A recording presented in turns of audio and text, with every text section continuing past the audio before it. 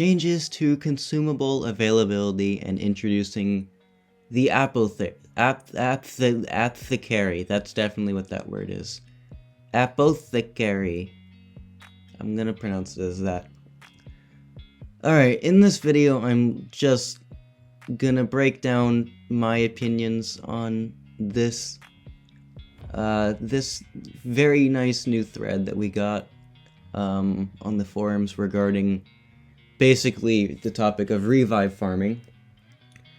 I will give my opinions on what Kabam has proposed, give my thoughts on what I would do instead, or maybe I just agree with them, you'll see. And let's just start. Okay.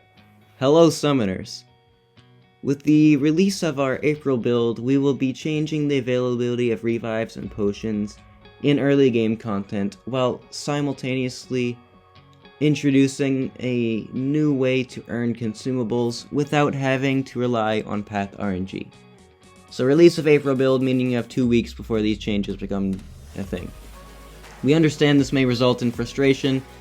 That's never a good start, but we hope you can see the necessity for these changes and identify the compromise being implemented. Okay, so that means bear with us.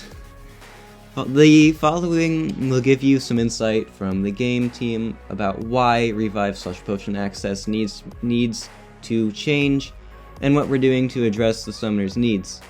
Alright, revive farming. We have been aware of revive farming in revised Acts 1-3 since late 2021. We've had an intended fix in November 2021, but didn't want to remove a source of revives without having an alternate means of acquisition. So it took you almost a year and a half to get an alternative means of acquisition. If it takes you that long, why change it at all, if I'm being honest? Well, okay, I don't know if that's accurate, what I'm trying to say, but over the last year we have seen high regression summoners farm hundreds and thousands of revives each day in early game content. Obviously they're meaning all the summoners who play the game combined. Whenever we release new endgame content, the farming reaches crazy new levels, which with numerous days topping 500,000 revives farmed, which makes sense. Every day there is an average between 100k and 300k revives farmed using this method. I mean, everyone does this, you know. Why make these changes?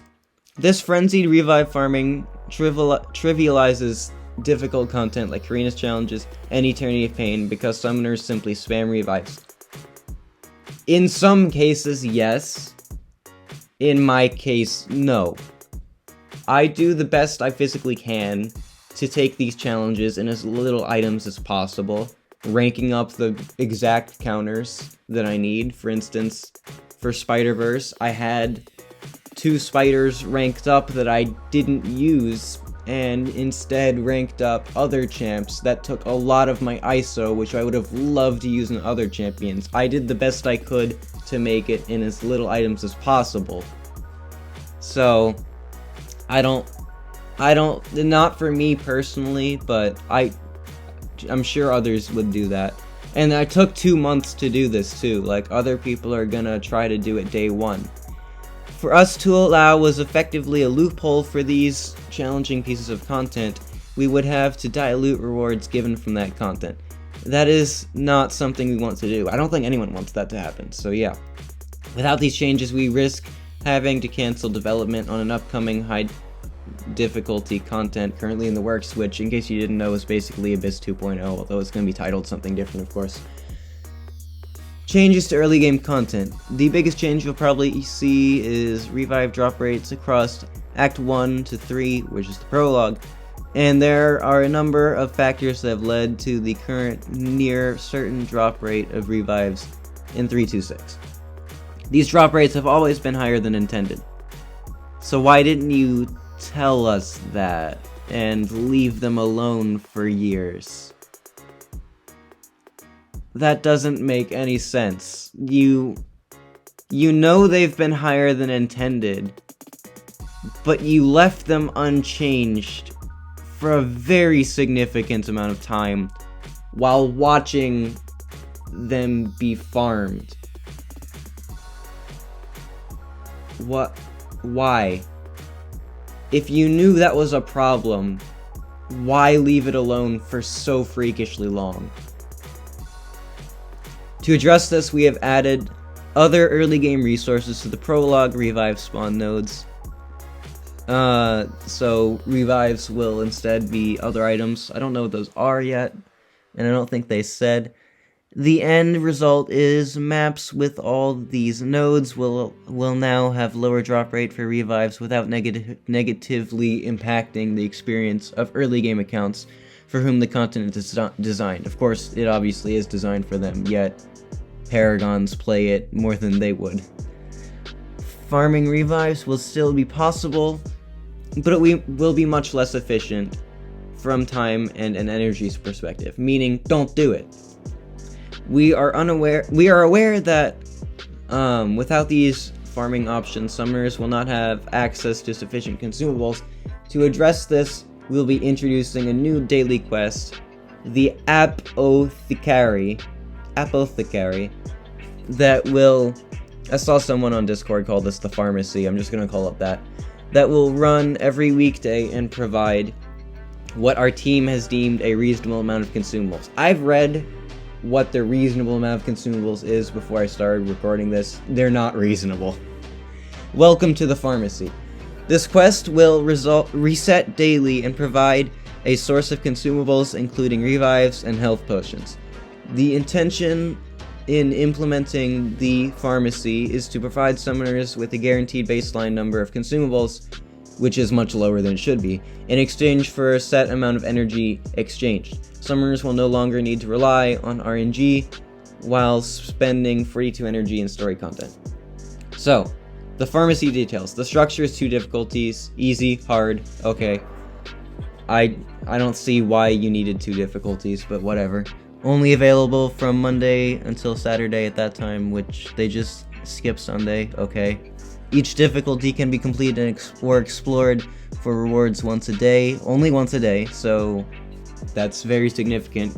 So it's not a farming thing anymore, it's a once a day thing. No auto option, which is ridiculous. It's so stupid. Like, why does that matter that you can't have an auto option?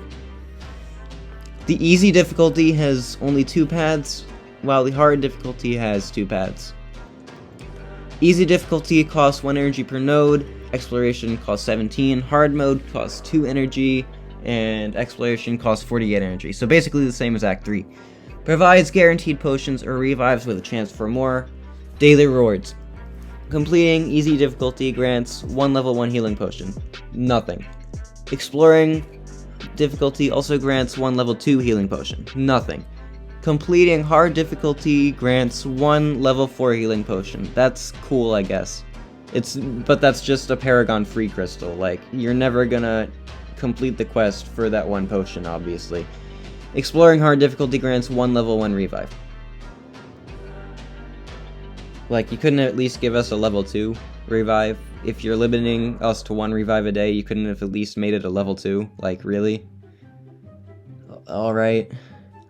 One of the paths of the easy quest also has an empty node containing 1 level 1 alliance quest healing potion, which is nothing, while the other has a 99% chance of containing a level 1 healing potion, and a 1% chance of containing a level 1 revive. 1%. Oh my gosh. One of the paths of the hard quest also has a empty node, like 1%, like just don't even include that if it's gonna be 1%. That's just so retarded. One of the paths in the hard quest also has an empty node containing 1 level 1 team healing potion, so that's nothing. While the other has a 95% chance of containing 1 level 3 healing potion and a 5% chance of containing 1 level 2 revive. Let's just point out the amount of disagrees in one thread with a whopping 0 agrees. Yeah, that's nice. So, in summary, Act 3, revive farming's getting nerfed. They're replacing it with a quest to give revives on exploration that is limited to once a day. So you get 1 revive a day. It's a level 1 revive, just like Act 3, but like since it's once a day, you couldn't at least make it a level 2.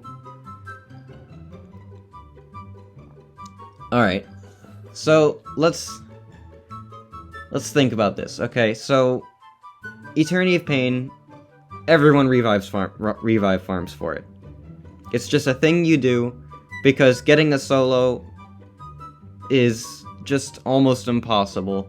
Or, not almost, you know, like, doing the second 4 fights, because obviously you're just gonna herc, or use some other stupid champ for the other 4. Like, doing the second 4 fights and Thanos without having to revive farm is very difficult. Even for the thickest rosters out there. And it does kind of feel like a cheesy way to do it, to complete the quest. But giving us a quest that's limited to once a day, giving you 1 revive a day, when revives, once again, remember this, they have, in the overflow, of only 2-week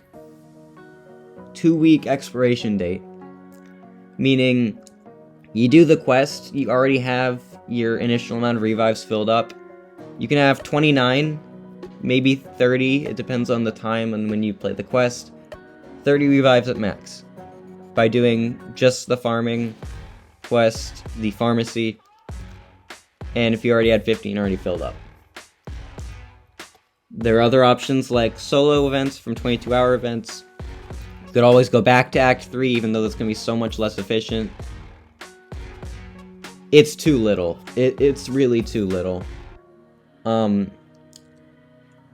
It's not even just Eternity of Pain. You have 4-star Labyrinth challenges that I think are the worst challenges in the entire game by miles, because it's just throw revives at this fight, you're eventually gonna die and there's nothing you can do about it. Like, you have a perfect fight, you don't even take block damage, and then once that stupid timer runs out, they're unstoppable, they go to their special 3. Why does that exist? It's so stupid. Even if revive farming was the way it is now, I would never do the 4-star Labyrinth challenges. They're so bad. If you tune up the rewards, I'd need like 2 rank 5s in order to do those 3 Labyrinth challenges. They're horrible, and now they're just going to be even worse because you can't use Act 3 for revives anymore. Who in the right mind is actually going to try to do those Labyrinth challenges with the new revive farming system? Of course, you can use units, but that's hours in the arena, which no one wants to do, or spending a lot of money.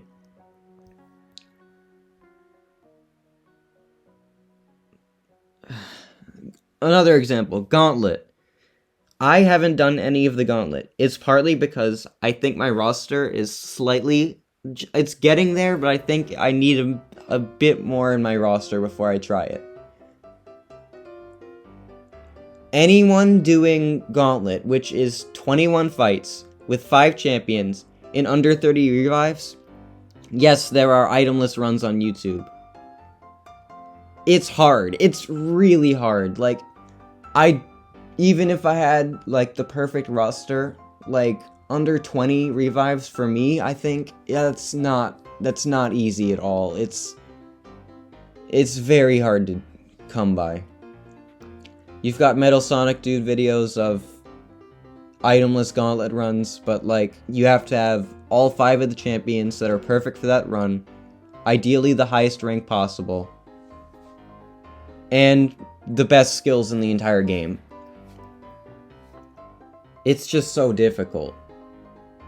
And like they said, we're getting another Everest content soon.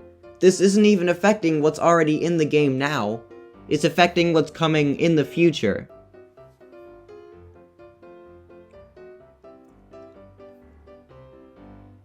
Alright, another point that I just wanted to make. This might be my last point, because it's just so much to go over. What I would do instead. And this isn't necessarily my idea, because I've read a lot of other people bringing it up before I even thought about it. But what I personally would do, the best rewards, as you know, are in Eternity of Pain, and soon to be the new Everest content, more than likely.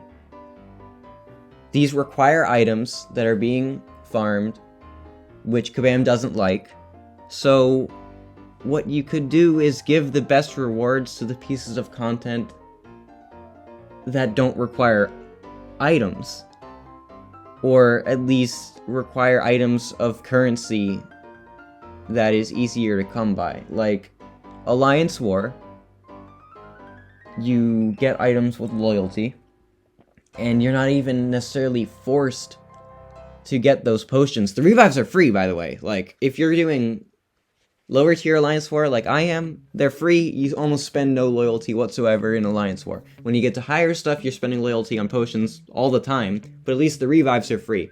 So you die, it's okay.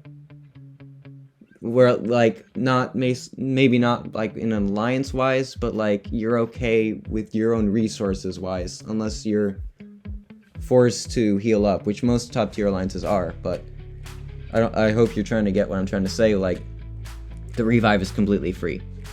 Battlegrounds, even more significant. You use no items whatsoever in this content that are used anywhere else. The energy, the victory shield, all of this is Battlegrounds currency specific, kind of like Alliance War. If you make the best rewards in the game in these two pieces of content, then you don't have to worry about farming. The only thing that you need to do to get the rewards is play the competitive modes and do the best you can without having to spend hours getting revives in ways that Kabam doesn't like and maybe aren't the best way to begin with. Like, I think revive farming might have been a little bit out of control, but the thing they're proposing instead is not a good alternative. If you put the best rewards in Battlegrounds, if you put that rank 5 gem in Battlegrounds, it would be so much better. You wouldn't have seen so much revive farming, because not everyone would even try to get that content done as fast as physically possible. They'd spend their time ranking the champions they need, and then get it done when they can. If you didn't put that rank 5 gem in there, people wouldn't grind for it in ways that Kabam doesn't like as fast as physically possible. In Battlegrounds and Alliance War, the two most competitive contents in the game, it's where the best rewards are completely justifiable. Because at the end of the day, you should try to be competitive to get the best stuff, because, like, why wouldn't you? It's like you're trying to be the best player in the world and just be one of the better players in the game. It just makes total sense. So, I don't know exactly what I would tune rewards to in Battlegrounds and Alliance War, but they both need buffs, specifically Battlegrounds. Battlegrounds rewards, 3 seasons ago they were fine, now they're just not good. They need a significant tune-up. 6-star shards should have less a stack limit. Rank 4 materials cost way too much. They need to retune Battlegrounds rewards and make that the focus of the game. And yes, people can argue, oh my gosh, Battlegrounds is the worst content in the entire game till the end of time, no matter what Kabam does to make it better. That's just how it's gonna work. No one is gonna enjoy every piece of content in the game. But if there is a piece of content that should matter the most, it's the competitive modes. Anyway, that's just my opinions on this topic. You either fix revive farming to where the pharmacy gives more rewards and being played more often, while also not being as drastic as Act 3 is, or you tune the competitive rewards in the competitive modes up, and permanent content rewards stay the same. That's my solution that I think is the way to fix the problem. Thanks for watching.